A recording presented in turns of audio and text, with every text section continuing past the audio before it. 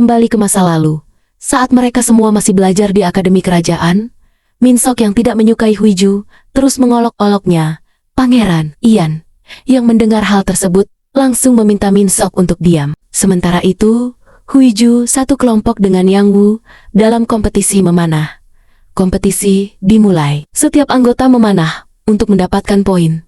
Acara tersebut juga dihadiri oleh Raja Huijong, ayah dari Pangeran Ian. Kepala sekolah yakin bahwa Ian akan memenangkan kompetisi tersebut, namun Raja Huijong justru ragu. Kini giliran Huiju dan Pangeran Ian untuk memanah. Sayangnya, saat panah Huiju dilepaskan, ia tidak mendapatkan nilai sempurna, melainkan meleset 1 poin. Sedangkan Pangeran Ian berhasil mendapatkan nilai sempurna, yaitu 10 poin. Jungwoo pun menenangkan Huiju karena masih ada ronde selanjutnya. Kini giliran Huiju kembali memanah untuk mendapatkan poin sempurna dan mengalahkan kelompok Pangeran Ian. Namun sayangnya, Huiju kembali gagal mendapatkan 10 poin. Saat giliran Pangeran Ian, Huiju tampak sangat kesal. Huiju kemudian berhasil menemui Pangeran Ian dan langsung melamarnya, meminta agar ia menjadi calon suaminya. Huiju sangat percaya diri, meskipun banyak wanita lain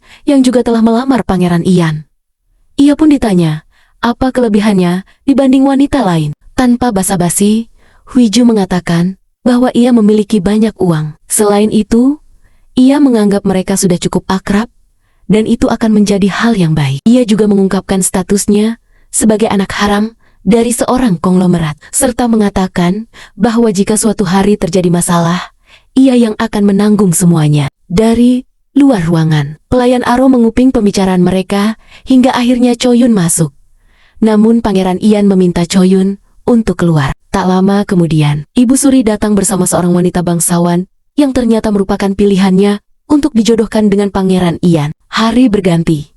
Keesokan harinya, Huiju terlihat sangat senang. Sekretaris Du pun curiga dengan sikapnya. Ternyata, Huiju ditolak oleh Pangeran Ian karena ia tidak membutuhkan kecantikan dan kekayaan. Pangeran Ian ingin menikah karena cinta. Hal tersebut membuat Huiju sangat kesal. Sekretaris Du tidak menyangka bahwa Pangeran Ian ternyata sangat romantis. Choi, yang juga mengetahui bahwa Pangeran Ian hanya mempermainkan Huiju. Saat Sekretaris Du menyarankan Huiju untuk lebih rendah hati, Huiju justru memiliki pendapat berbeda. Ia merasa bahwa Pangeran Ian membutuhkan wanita yang berani melawan orang-orang kerajaan. Sementara itu, Ibu Suri sudah memiliki data tentang Huiju, karena ia termasuk salah satu wanita yang lolos seleksi menjadi calon pasangan Pangeran Ian. Huiju kemudian memiliki rencana lain untuk mendekati Pangeran Ian. Ia memanfaatkan salah satu stafnya dan memberikan tugas kepada manajer humas untuk mencari informasi secara diam-diam. Manajer tersebut menggunakan semua relasinya untuk mengetahui jadwal Pangeran Ian, termasuk waktu luangnya. Tak lama kemudian, terlihat seseorang sedang berkuda di sebuah lapangan, yaitu Pangeran Ian. Tiba-tiba, seorang wanita datang dari belakang. Dan ternyata, itu adalah Huiju. Pangeran Ian pun kaget, karena Huiju mengetahui tempatnya beristirahat. Huiju terus menggoda dengan mengatakan bahwa ia merindukannya. Selanjutnya, saat Pangeran Ian sedang makan siang di sebuah restoran, Huiju kembali muncul secara tiba-tiba. Ia terus menggoda Ian dan mengatakan bahwa ia merindukannya. Bahkan saat Pangeran Ian berkendara, menonton bioskop, hingga berolahraga, Huiju selalu muncul di sekitarnya. Hal ini membuat Pangeran Ian mulai merasa cemas karena merasa dibuntuti. Di sisi lain, Huiju mendapat telepon dari kakak iparnya yang memberitahu bahwa ia dijadwalkan untuk perjodohan dengan seorang pria. Huiju kesal, namun diberitahu bahwa jika ia menolak, ayahnya akan membubarkan Castle Beauty. Akhirnya, Huiju terpaksa menjalani kencan tersebut. Saat dipuji karena memiliki yayasan seni, Huiju justru mengatakan bahwa yayasan tersebut digunakan untuk pencucian uang. Di galeri itu juga terdapat lukisan kucing yang merupakan koleksi Pangeran Ian saat pria tersebut mengajak Huiju menikah. Huiju justru memperingatkannya bahwa ia adalah anak haram dan harus mengalahkan kakaknya untuk menjadi pewaris. Huiju bahkan meminta pria tersebut untuk mengabdikan seluruh hidupnya jika ingin menikah dengannya. Tak lama, Cho Hyun datang dan menyapa Huiju, namun harus segera pergi. Pada akhirnya, pria tersebut menolak pernikahan. Sementara itu, Cho Hyun melaporkan kepada Pangeran Ian bahwa ia melihat Huiju bersama pria lain. Namun, Pangeran Ian tidak menganggap Huiju sebagai orang suruhan Ibu Suri. Di sisi lain, Ibu Suri teringat masa lalu saat mendiang raja ingin turun tahta. Ia menolak dan membakar surat tersebut karena takut membahayakan posisi putra mahkota. Tak lama kemudian, terjadi kebakaran di pavilion raja yang menewaskan sang raja. Penyebabnya masih menjadi misteri. Peristiwa itu membuat Pangeran Ian trauma hingga kini. Keesokan harinya, Pangeran Ian terlihat tidak enak badan. Sementara itu, Raja Yeon yang masih kecil harus menghadiri acara penghargaan. Ibu Suri senang karena Pangeran Ian tidak mendampingi.